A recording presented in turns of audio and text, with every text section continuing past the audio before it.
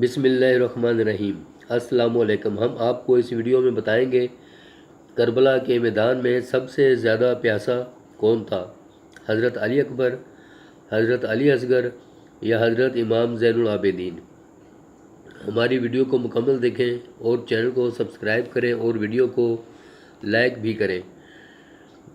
جب حضرت علی اکبر رضی اللہ تعالیٰ عنہ یزیدی لشکر سے لڑنے کے لیے گئے تو کچھ دیر کے بعد واپس آ گئے تو آ کر حضرت امام حسین رضی اللہ تعالیٰ عنہ سے کہا کہ بابا جان، مجھے بہت پیاس لگی ہے، اگر ایک گھونٹ مجھے پانی کا مل جائے تو میں یزیدیوں کو بتا دوں گا کہ میں حضرت علی کا پوتا ہوں۔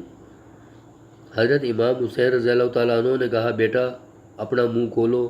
تو حضرت امام حسین نے حضرت امام علی اکبر کے منہ میں اپنی زبان مبارک ڈال دی اور کہا، بیٹا شاید تم کو سکون مل جائے۔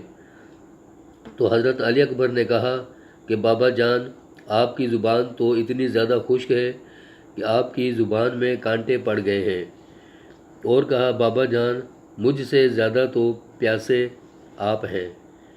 تو کربلا میں سب سے زیادہ پیاسے حضرت امام حسین رضی اللہ تعالیٰ عنہ تھے۔